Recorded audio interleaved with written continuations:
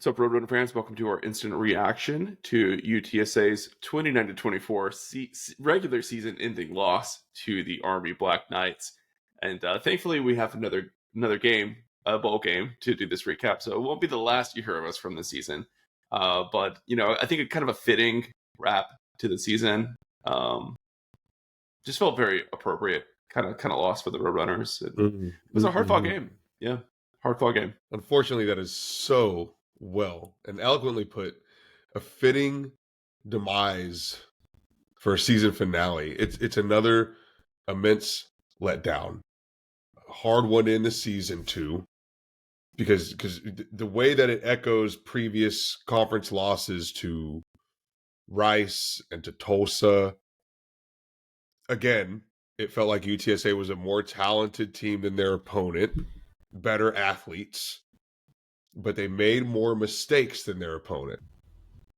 It feels like a team that has failed to reach a point in 2024 of 4 quarters of clean football on a consistent week-to-week basis. They have not been able to achieve that. Winless on the road is pitiful. It's just pitiful. First time in program history, UTSA goes over on the road. Zero. Donut. And it would be one thing if those 6 games are really, really tough opponents, and like you can totally forgive Army, but when you don't get that relief of like getting that final road win against Army, it makes those losses at Tulsa, at ECU, at Rice just really highlighted as really bad that you couldn't get one of them. But I think like what was fitting by this Army game is just like all those other games that we just described, it came down to one drive, right? Like UTSA got the ball back with, what was it, like a minute 50 or something like that?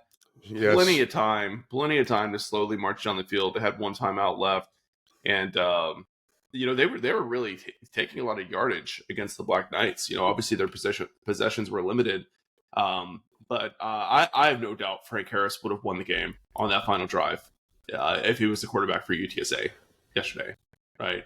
And like sure. that's the next step for Owen, right? Is he has to learn how to be the hero, how to win ball games without forcing the issue, because that was his problem against Army. He really took a chance on some balls that he did not need to take a chance on, right? And he did. That was his downfall. Those interceptions were just throws that he didn't need to make, right? There was so much open underneath. Like Army's coverage was pretty soft, right? So he had plenty of time to work those underneath routes to Amador, and probably even run the ball a couple times with the amount of time that was there. And he tried to win it, on one throw with that final deep shot he threw that got intercepted, right. And underthrew it a little bit. And he had the receiver open, but he just didn't need to do it. He didn't need to do it. They could have slowly marched down. Superman.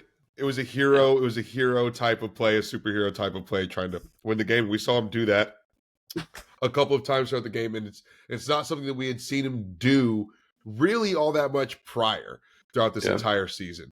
And it's almost felt like there was this culmination of just this frustration, this tensity, this like, well, we've got to get this road win. I've got to will it. I've got to do it. And that just ended up in poor judgment on Owen McCown. But it's not like he single-handedly lost this game to Army. I mean, look, UTSA goes to West Point with a chance to salvage a winning season in 2024.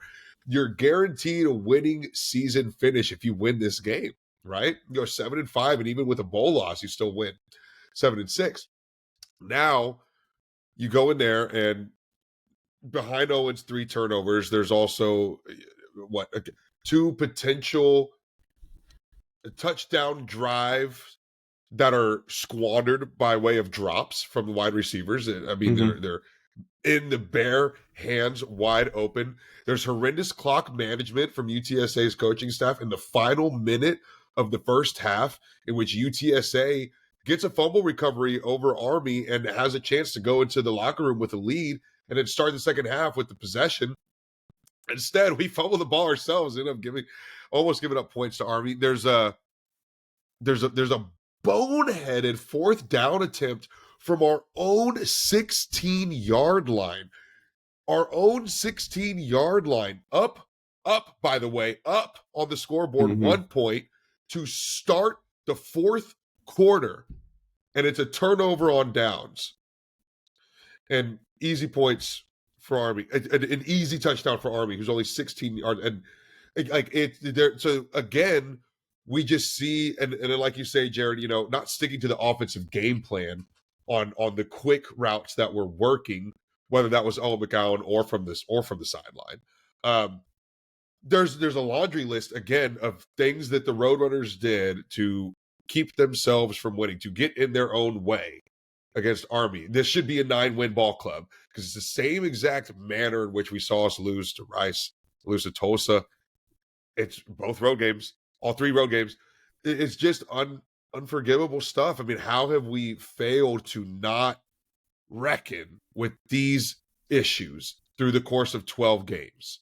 Glaringly bad issues. Having watched this Army game, it's so frustrating because like the path for UTSA to play in the conference championship game was so there. It was so there, right? Like the margin between where UTSA ended up at 6-6 versus where they could have ended up playing in the conference championship game is pretty thin. It's really a handful of plays would have got UTSA there, right? And to see that potential, to see it squandered with a 6-win season is very frustrating. And I think there's a lot that you can take forward as positive momentum, especially in the offense. But you're going to lose a historically good Roadrunner defense. That whole defense is going to get wiped out, right? So I don't know. And they were one of the best. The season should not have gone this way. I don't think it was a very good coaching job this season. I think UTSA got brutally outcoached against Monken and Army. That 4th and 1 call is pivotal for sure. I mean, that was where the game was lost. You had a whole quarter left, but you knew that Army was going to just chew the clock. They even though they were up by 1, they were coaching like they were behind, right? I don't hate the call to go for it on 4th and 1 from the 16 all that much as I hate the play call. They went a shotgun and they did a very slow handoff, and this team has not been able to do that all season long. And like we keep talking about that week in and week out, is UTSA wants to be a team that they're not, and they're calling plays as if they are that team when they're not that team. And Army is the toughest team you're going to face all season. And to say that we trust our offensive line enough to go shotgun on 4th and 1 deep in our own territory and get that 1 yard is just delusional at this point. And what frustrates me the most is if you go back and watch that play, look at where Army's secondary is lined up. I mean, any audible to a hot route, to a bubble screen, to a hitch route, anything like that would have been wide open for a yard. Easy. But UTSA is stubborn, right? And Justin Burke and Jeff Traylor are like, oh, we're going to run it down these guys' throats when they just don't have the ability to do that. They just don't. And it's strange, Jared, because there's so many moments that happen throughout that game from the coaching staff. And even, you alluded to that final 1-minute drive. There was a moment where it looked like that drive wasn't even going to happen, where Army converted a 4th down, and then UTSA's defense got the stop on the ensuing series. But between that 4th down conversion by Army and then the ensuing 4-down series, there's like a timeout, and ESPN camera goes to, or CBS, whatever it was, camera goes to UTSA sideline, and Jeff Traylor is like clapping his hands and he's screaming and he's like getting the guys energized because it looks like the team is pretty deflated and has accepted defeat on that defensive possession.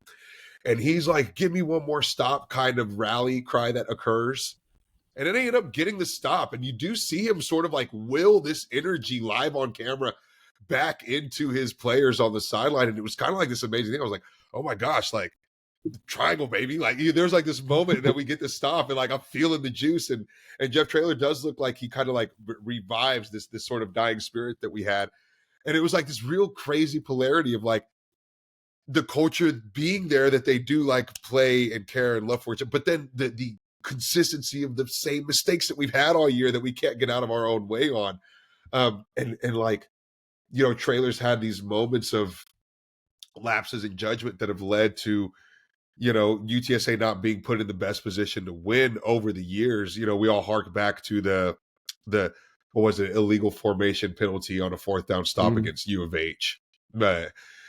In a 12 on field season at the helm, 12 men on the field, right? And so, like, and you could point to a lot of examples that happened like that this season in 2024, through a couple of games, there's just this cleaning up of these bad judgment calls that have got to happen, that have got to occur for this team to compete on a higher echelon, right?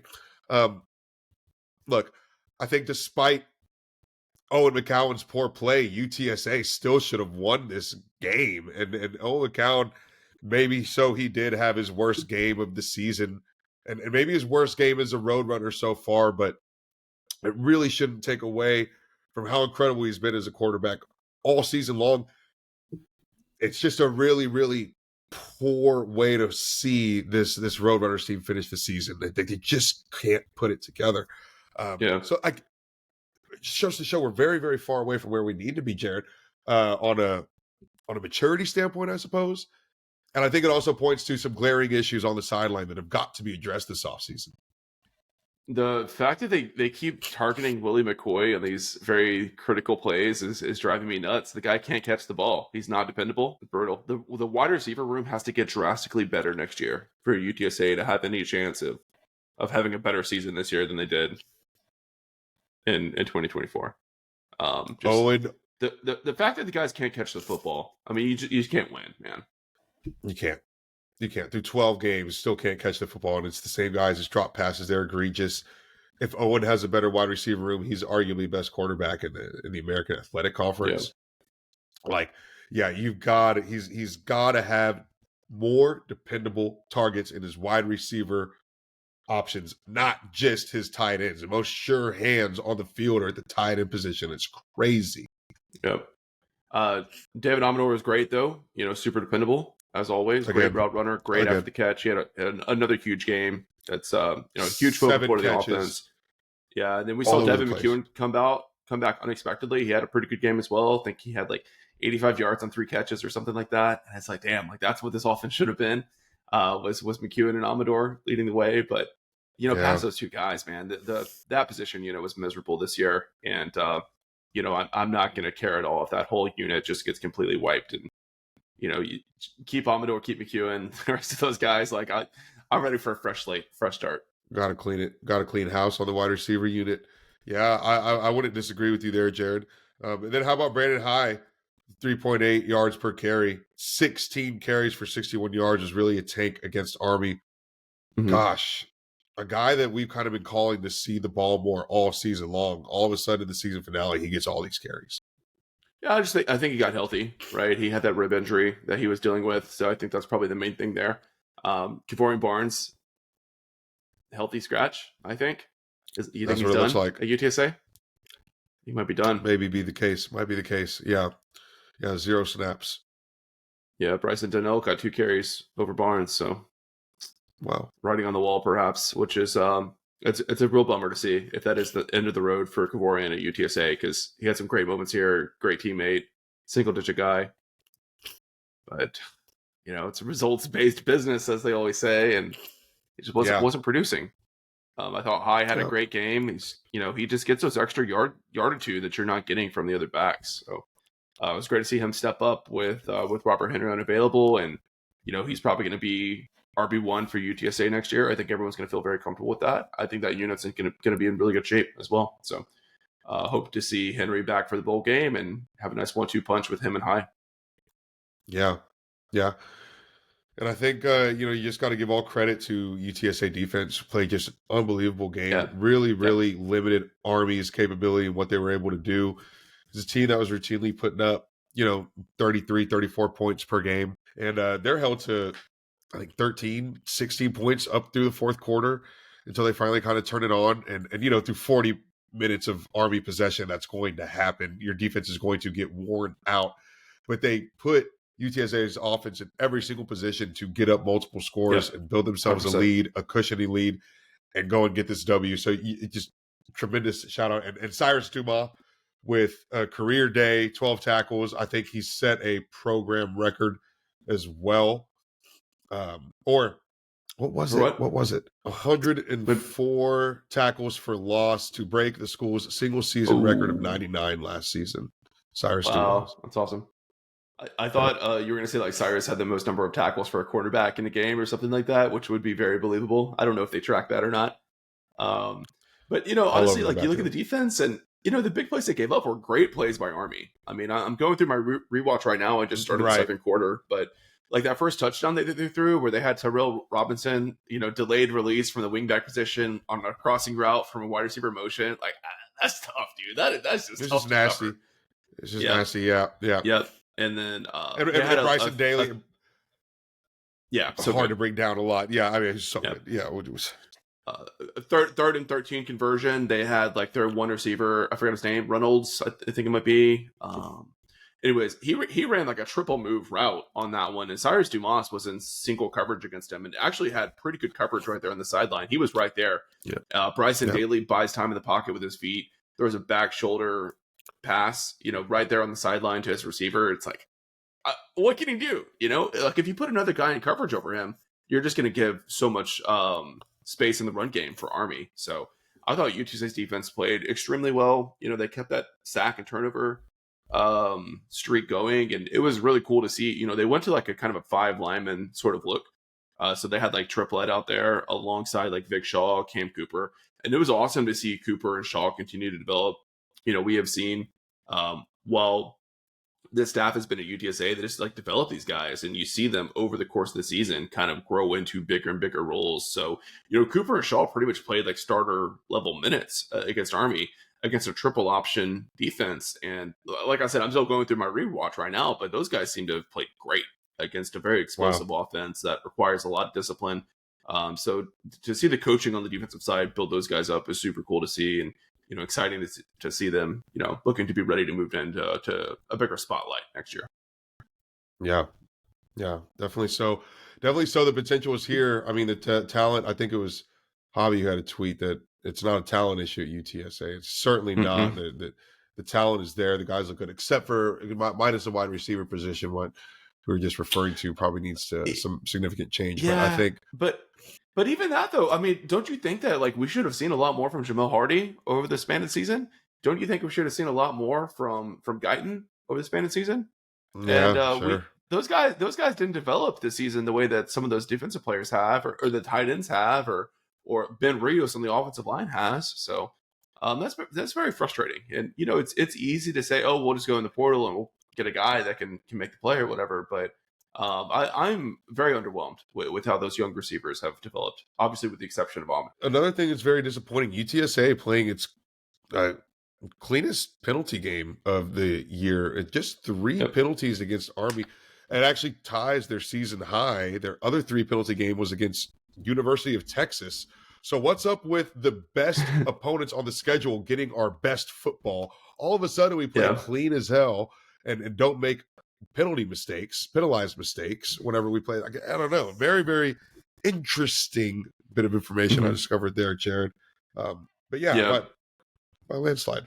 So tie with Army with 3 penalties, and dude, I gotta tell you, Army got away with a ton of crap. They got away with a ton. Yeah, I mean that their head coach got away with some stuff. Everybody got away. Yeah, dude, that was crazy. That was crazy. That was crazy. Jeff Monken shoving the head of. I'm sorry, I'm blanking. Who was it that? I think it's Sparkman. Sparkman. JJ Sparkman after JJ Sparkman's catch, shoves his head well after he had like already got up. Right. It was egregiously he reached ugly. Back down. Yeah. Yeah. Yes. Like maliciously, and I'm pretty sure referee was standing right in front of where the play was ruled dead at. I don't know, man. That was nuts. There was a couple of pass interferences, of course, a lot of holding that you can call there, but there's a couple of egregious pass interferences that felt like they should have been called for UTSA. Tough day. That opening drive, they had Overmeyer open. I think it was like 2 plays before they scored the touchdown on that outside zone run to Brandon High. He got tackled, dude, and he was right there out in the middle of the field. Every single referee saw it, and like Overmeyer had like a whole foot of height over the guy who tackled him. It was very obvious. I could not believe that didn't draw a flag. That was insane. That was absolutely insane. Yeah. Ugly, really, really ugly stuff, man. Yeah, I mean, not the reason why UTSA lost, but made it a hell of a lot harder for them. Yeah, sure. Sure. I think that's fair to say. I think it's fair to say. Yep. But again, UTSA doing itself no favors. The 6th loss on the road, winless on the road, Roadrunners. There's an oxymoron for you, I suppose. And gosh, it's one that hurts. But as you said at the very beginning of this podcast, Jared, it did not feel surprising whatsoever. And maybe that's what hurts the most about it. Yeah, agreed. Well, much more to come in our next episode of the podcast. Not sure when we'll be recording that. We're not really in the mad dash of the regular season anymore. We're going to be on a very regimented schedule. But we'll have that out next week for sure. We'll talk more about, bowl speculation and, portal opt-outs, all that fun stuff. But, Adrian, it's been a good ride this season.